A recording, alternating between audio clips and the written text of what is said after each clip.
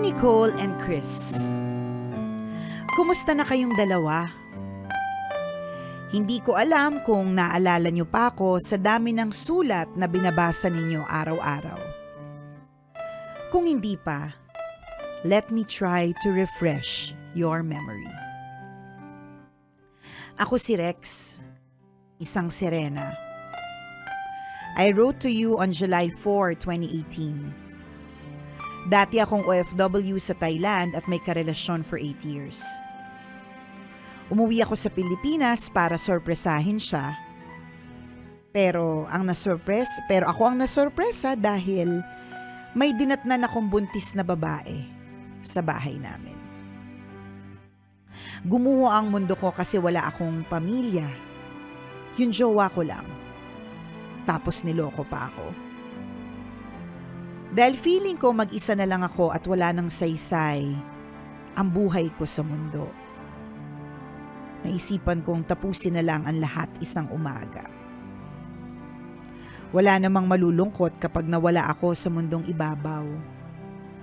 Baka wala pang makapansin eh.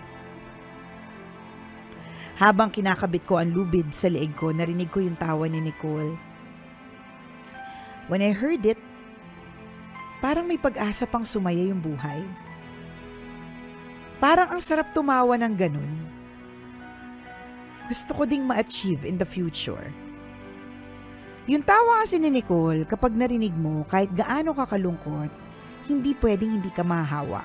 Ano Rex, mangungutang ka din? 15,000 daw ano agad. To? Ano to Rex, mangungutang ka ba? Ang naging eksena, para akong baliw dahil natawa ko habang umiiyak. Dahan-dahan tinanggal ko ang lubid sa leeg ko. Literal na sinalba ng tawa ni Nicole ang buhay ko. Kaya sumulat ako sa inyo dati. I wanted to let you know, just in case hindi nyo alam, yung impact ng tambalan sa mga listeners nyo. Hindi man kayo doktor o ano paman, nakakasagip kayo ng buhay. Naiyak ako. Kakainis. Naalala ko na Rex, ikaw kasi nung binasa ko yung kwento mo nung 2018. Well, of course, I don't buti na lang sinabi mo yung date, no? Si ulam ko nga kanina nakalimutan ko na. Yung pabang kwento namin noong July 4, 2018. So, I think I remember that kasi naiyak ako dun sa kwento mo because I think that was also I believe that was also the time na meron akong pinagdadaanan sa office. Yun, nahuli po kasi ako nagnako ng isang rim ng bond paper. In-issue po ako. Charet! Oo, kasi parang baguhang ako noon baguhang station manager. Tapos may mga ganap na basta it was very very difficult for me. Tapos buntis pa ako noon. So parang alam mo yun, nakadagdag ng sobrang emotion sa akin. So I remember na yung kwento mo na sinabi mo na literal na sinalba ko yung buhay mo. Iyak talaga ako ng iyak kasi parang it was a message from God to me telling me na, "Huy Nicole, you're doing the right thing." Yun, binablur na nga ni Boy P para hindi mahalata yung luha na papatak galing sa mga mata mo. Yes, diba? Pag umiyak pa naman si Nicole, may kasamang uhog. May kasamang sipon. Ilayo mo. Tot si Boy P, ang lapit. Charot. Diba? So parang it was really during that particular moment. And nakapost yun sa YouTube namin It was that particular moment that pinaalala sa akin ni Lord na, parang it was a reminder na what you're doing is right. You're doing the right thing and you're on the right track. Tama yung ginagawa mo. Ganon. So parang nakalma talaga ako noon. Alam mo yun, nakalma ako noon kasi doon mo marirealize talaga na God sends you messages, so kailangan mo lang pakinggan. And yung time na yon, hindi lang siya mahirap pakinggan. Talagang it was an outright message to me. And na at that particular point, merong pinagdadaanan. So parang yun yung natatandaan ko. Tas sabi natin noon, partner, parang kumustahin mo yung pinakamasaya mong kaibigan. Natatandaan ko, sinabi pa natin yun. Kumustahin mo yung pinakamasaya mong kaibigan kasi baka yung kaibigan mo na may pinakamalutong na tawa, yun siya pala pala yung may matinding pinagdadaanan. Yes. Kino-cover up niya lang with the laughter. So yeah, I remember you, Rex. Ako na, medyo naalala ko na rin siya. Thank you for refreshing our memories. Oo, thank you kasi mahirap talaga mag-refresh ng mga memories ng mga 42-year-olds. At saka pag napakinggan mo kasi ulit yung ganyang klase ng kwento, no, na parang na-uplift din yung emotions mo. Correct, 'di ba? At it's not just me, ha. And I hindi lang kasi maano si Chuper pa hindi lang siya hindi siya ma-express ng kanyang feelings, but it's also a validation na okay. Kahit hindi kami magaling mag-TikTok, hindi kami paru-paru G, paru-paru G. Hindi coordinated yung mga body parts alam namin. Alam mo, partner, diba? Trinay ko talaga, kinitatay ko talaga yung paru-paru G. Hindi talaga Ayan, tama. Pina-flash ngayon ni Boy P sa screen. Ganda ko naman dyan. Parang virgin. Charot. May pasalamin pa. May pasalamin-salamin pa. Wala namang grado yan. Arte lang, para kunwari matalino. Yan, yun yung kwento na yan. Pwede niyong balikan sa mga nanonood sa atin, sa mga nakikinig, para makakonect ulit kayo. Ano ba yung usapan ng tambalan na nung araw na yun? Anong exact date niyan, Boy P? Ayun nga, July 4, 2018. July 14. Or, July 5. July 4 niya sinand. July 5, July 5 natin. Umere. Or pinost. Ayun, pwede niyong i-search sa YouTube. Uy, talaga naman, ilang years ago, kasya pa yung wedding ring ko. yun talaga yung napansin ko. Tapos pinaghalo ko talaga yung gold at silver, ha. Bakit, Nicole? Ano nangyari? 2018. Yan, grabe yung iyak ko talaga niyan. In fair. So, naalala na namin, Rex. Hindi pa tapos yung kwento niya, partner. Okay. Ni-refresh niya lang yung memory natin. At naalala ka namin, Rex. And thank you. Kasi yung mga ganyan, ng mga sulat po ninyo, yan din yung mga nagpapalakas ng loob namin ni partner. Yun yung parang nagre-remind sa amin na, sige, gawin nyo lang yung ginagawa nyo kasi may mga nasasalba kayong buhay. Imagine somebody telling you na nasalba mo yung buhay niya. Parang feeling ko gusto kong mag-apply sa Vatican Saint. Charot. Tapos pagbalik mo ng Pilipinas, sasalubungan ka namin sa airport. Correct, partner. Tapos yung napakaraming sampagitan na sobrang bigat, yung noon na lang yung kita mo. Charot! O yung noon na lang yung kita sa'yo. Sa sobrang daming sampagita, ganyan. That's entertainment lang. Parang that's entertainment. Ang luma. Anyways. Okay. When you read my letter in 2018, sabi ni Nicole, at tandang-tanda ko pa, tuloy lang ang buhay. Bilang siya naman ang nagligtas ng buhay ko, I took her advice to heart. I chose to live. Nagsumikap ako at kahit pakiramdam ko na wala na ang lahat sa akin, nang lokohin ako ng jowa ko for 8 years. Hindi ako nawala ng pag-asa. Tingin ko kapag determinado ka na huwag magpatalo sa hamon ng buhay, tinutulungan ka rin ng universe para manalo. Nandito na ako ngayon sa Milan, Italy. Uy, baka naman, Rex! From Thailand to Italy, real quick, ha? In 2020, nakilala ko si Logan sa isang art exhibit. Nagkamabutihan kami. And totoo nga, ang pangako ni Nicole. Darating ang taong magmamahal sa akin ng siksik, liglig at umaapaw. Logan promised to take good care of me when we got married last year. Sa gitna ng pandemya, we committed to build a life that we love until we are old and gray. Kahit gaano ako kalayo, palagi pa din ako nakikinig sa tambalan. Malaki ang pasasalamat ko sa tawa ni Nicole na nagligtas sa akin mula sa bangungot ng lubid. Nakikitil sana ng buhay ko a few years ago. Salamat sa Love Radio at sa tambalan dahil hindi nyo man siguro namamalayan, nabibigyan nyo ng tamang direksyon ang mga taong may pinagdadaanan sa buhay. Salamat sa mga kwentong nakakaaliw at puno ng pag-asa na araw-araw nyong nahuhugot sa mahiwagang Bornay. Yun lang naman tambalan. I appreciate you and all that you do. Hinding-hindi ko kayo makakalimutan. ang inyong nagmamahal na tambalanista since 2011, Rex.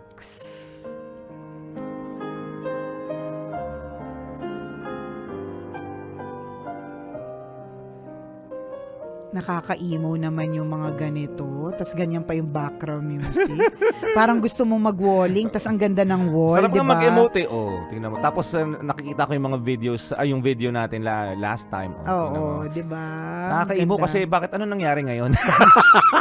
Balik mo nga boy, tingnan mo fresh natin noon. Uy, fresh pa rin tayo ngayon ha. Parehas lang yung ilaw. Mas malakas nga ilaw ngayon eh. Oh, diba? Oh, diba nakaka-emo? Oh. Nakaka-emo talaga yung nakaraan, di ba? So anyways, kung di ka relate sa mga pinapakita sa screen, di ka siguro nakanonood ng Facebook Live, no? FB Live ng Love Radio, we're always live, Monday to Friday, yan. So, pag kwento na Mahiwagang Bornay, live din kami. Flash lang ni Boy Pindot yung araw na binasa ko yung kwento ni Rex, yan. And it's so nice to know, Rex, that you're doing good and you found somebody. Alam mo, bigyan naman. Hindi naman yata ako humingi last time eh. Baka naman pwede ngayon, Italy na yun eh. Ano bang meron ano ba sa... namang meron Sa dyan? Italy. Oh, di ba? Anong meron dyan? Kahit pasta na lang. Ay, pwede di na ba? yun. Madaming pasta dito eh. Hindi, basta, ano yun, consistent na supply ng regular supply ng pasta. Yung authentic. Ayoko, partner. Gusto ko branded bag. Oo, pwede din. Oh, pwede di ba? din. Mas mura dyan ng LV. Gaano ba naman Ano yun? ba naman yun? Nakasal ba ng buhay? Oo nga. Ano ba naman yung magkano lang yun? Charet! O hindi, pero thank you Rex for reminding us. Yan. Parang kahapon, meron akong ka-Zoom kasi in-invite niya ako para mag-talk sa kanilang International Women's Month. So March na malapit na. Mm-mm. Pagkakita niya pa lang sa akin, partner, umiyak na siya ng bonggang-bongga. Yung iyak niya, Parang wagas. nakakita ng anghel na bumaba sa Oo, lupa. sabi ko nga mag-apply na ako sa Vatican. Ako na yung magpipresenta. Para hindi na mahirapan ng Catholic Church. Charet! Char! Joke lang ha. Baka nakakaya na baka nakikinig sa atin sila father. No? Pero ibig ko sabihin, nung ka-Zoom ko siya, tapos bago kami nagpatuloy dun sa usapan namin kung ano yung dahilan kung for that Zoom call, umiyak muna talaga siya. Umiyak siya kasi parte kasi tayo partner nung kanyang life. Yung kumbaga parang maalala mo yung pinagdaanan mo and how you were able to, yung katulad nito ni Rex. So, yun yung yun yung naalala niya nung nakita niya talaga ako and parang she couldn't believe na magkikita kayo in person. Magkikita kami in person that I will give her that time. Yun. So, yun nga sabi ko sa kanya, alam mo nakakatuwa pag nakakarinig ako ng mga ganyan. Hindi naman sa pampalaki ng ulo, no? Pero kasi, tandaan po ninyo mga kabisyo, magde-debut na kami ni partner sa March. Diba? Grabe, so, no? alam mo yun? So, parang, Thank you, Lord. Umabot ng 18 years ang tambalan. At diba lagi naming sinasabi, hanggat nandiyan naman kayo, hindi naman kami po aalis. Diba? Oo naman, wala talagang Walang alis. alisan. Saan kami pupunta? Saan kami pupunta? O, sige nga, anong work namin? 18 years na namin tong ginagawa. So, yung mga ganyan, yung ka-Zoom ko kahapon, itong pagpapaalala ni Rex, yung lagi yung pagme-message sa amin, ganyan. Yan din po yung parang yung walang bayad na bayad. Walang pera na bayad. Nakabayaran nyo po sa amin na nakakataba po talaga ng puso. So, thank you. Salamat po ng bonggang-bongga. Correct. So, kay Rex, sobrang thankful tayo. Yes. This is a follow-through story. Correct. Pero that you're okay. Yes. Oh my gosh, I'm so happy for you, Rex. Correct. Make us happy too. Make us more happy. Make us happier. Ano diba? ba naman yun? Yung Prada. Louis Vuitton. Ano ba meron din ko kasi alam sa Italy bahala ka na. Baka sabihin mo nag-demand. Sige na nga, joke lang yung mga brands na sinabi namin. Kung ano na lang yung kaya ng puso mo, yung maisip mo, sila pala yung dahilan kung bakit nasalba yung buhay ko. Hanggang ngayon, buhay ako, tas meron akong jowang bago. Yung ganong value, magkano kaya ang worth? Mahina isang kotse. Mahina? Buhay partner. Sabi na, grabe naman maningil to. Hoy, charot lang, Rex. Joke lang Pero yun. syempre kung totohanin mo, bakit di na lang totohanin ang lahat? Naku, may special number ka galing kay Nicole. Ay, naku, Gusto mo song kakantayin number? kita, diba? O dance number? O ikaw. Wag Oo. lang paru-paro, G, kasi hindi ko makuha yung steps. Doon tayo sa luma. Sharam-daram, shandaram. Yan, kaya ko yung beats niyan. Uy, Rex, thank you ha. Thank you. Oh, thank you. Kasi yung unang kwento niya, mga kaibigan, ay napakalungkot na kwento. Talagang to the point na marami talaga ang natouch. Naalala ko na para maiyak ka partner ng ganun katindi. As in talagang tagos sa balun-balunan mo hanggang pituitary gland. Yung lungkot at yung pighati na meron sa kwento ni Rex noon. Oo. Yun yung kwento na naalala ko. Sobrang lungkot talaga Ang niya. lungkot niya talaga. Diba? Pero wag ka nakakatuwa lang na talagang nalagpasan mo yung moment na yun. Isipin mo parang isang maling desisyon lang at that particular point in time, isang buhay ang nawala sa mundong ito. Correct. Pero wag ka, 'di ba nalagpasan mo yung moment na yun at pag Yes. pinakinggan mo yung story niya ngayon, grabe no? Napaka-komplikado pala nung moment na yun at talagpasan mo yun. At ngayon, pasasalamat na lang yung kwento na binigay mo sa Correct. amin ngayon. Learning Yes. na lang, lesson na lang, di ba? Yes, and appreciation sa napakaraming bagay sa paligid. Yun yung gustong ibigay sa atin ng kwentong ito, mga kaibigan. Kung ikaw may pinagdadaanan kang matindi ngayon, diba? Darating din yung point na malalagpasan mo yan. Ito nga Yes, si Rex, kapit lang kapit ka lang. Si Rex hindi bumitaw. Diba? Konting saltik na lang, konting pitik na lang yun eh. Mawawala siya sa mundo. Yeah. Literal. Pero wag ka, hindi niya hinayaan na mangyari yun. Sipin Kasi mo, na alam niya, partner, mababago, kaya ko pang tumawa. Hindi, tsaka, ayaw ni God. Yes, may mga taong tutulong sa akin, 'di ba? May mga taong ibibigay sa akin para mabago yung mindset ko at hindi ko ituloy ang Binabala ko na ang plano masama. ko. Yes, mga ganun tipo. So kapit lang kung ikaw may pinagdadaanan ngayon, nakikinig ka sa programa ng Tambalan ngayon, kapit Kapit lang, lang. mababago ang sitwasyon mo ngayon. Alam mo, whatever your situation is, it will change. Panghawakan mo Yes. yun. Panghawakan mo talaga yan. Kasi tingnan mo ha, balikan mo na lang yung buhay mo eh. Ikaw na nakatutok ngayon, 'di ba? Yung first heartbreak mo na parang feeling mo hindi mo na malalagpasan. Parang feeling mo it's the end of the world. Siya na lang yung pwede magmahal sa iyo. Ano ngayon nakapanglima na yung boyfriend mo, 'di ba? Pero nung yung iyak mo dun sa una, akala mo hindi ka na magkaka-jowa ever. Akala mo Tama. siya lang yung pwedeng magmahal sa iyo ng ganun. Akala mo katapusan na ng mundo correct. nun eh. Pero 'di ba, you chose to fight, you chose to hold on, you chose to Yes. keep the faith, 'di ba? And now look where you are. Pang-anim mo na 'yan, girl. 'Di ba? Iyak-iyak ka dati, landi mo na ngayon. Kasi yun talaga yung nababago ang lahat.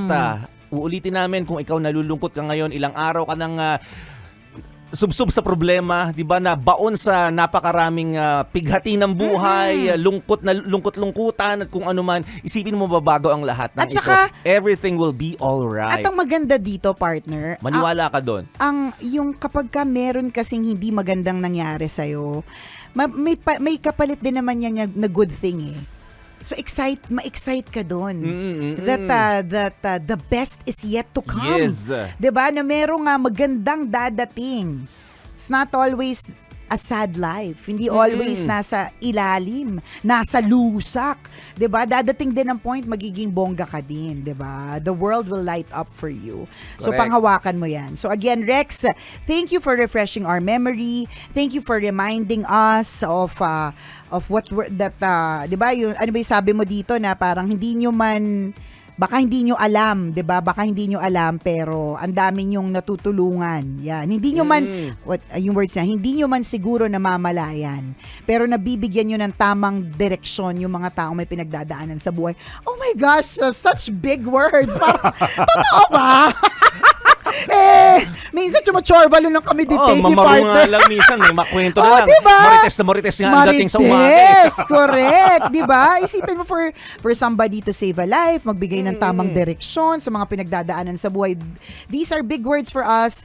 Diba? Kung kami yung God's message to you, Rex, you are also God's message to us. And, So, to salamat. everybody. And diba? And again, bago namin tapusin ang tambalan na ito, Rex, tinitingnan kita ngayon sa Facebook Live dahil lagi ka Titigan nakatutok. mong mabuti. Tinititigan Muta kita sa muta, mata sa mata.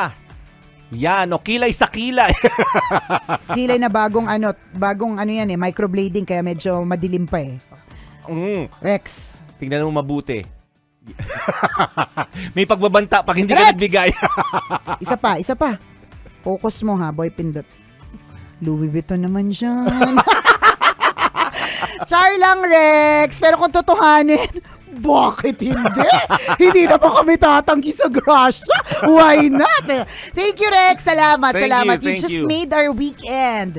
Nakaka-feel good yung kwento mo. Thank you. Napakagandang kwento. It's Salamat. a story of inspiration. Yes, di And ba? hope. Yes, may pag-asa po ang lahat. Yes, ikaw na nakatutok ngayon. Gaganda ka rin. Woo! Mawawala din yung problema pinagdadaanan mo ngayon. Mawawala Kapit din! ka lang. Nako, Dasal ka lang. Dasal ka lang yung mga pimples, maaalis din sila. Charot. Thank you, Rex, for sharing your story. At kung ikaw, Kabisyo, meron ka ring kwento na gusto mong i-share sa amin, pwede mo kaming i-email. Send your stories at mahiwagangburnaystory@gmail.com. Mali mo, kwento mo na ang ating pag-uusapan sa mga susunod na araw. Kaya send mo na yan, Kabisyo. Muli, ako po si Nicole Yala. At ako naman si Cambio King Chris Chuper. Na nagpapaalala, walang matatag na relasyon sa malanding may determinasyon. Yon!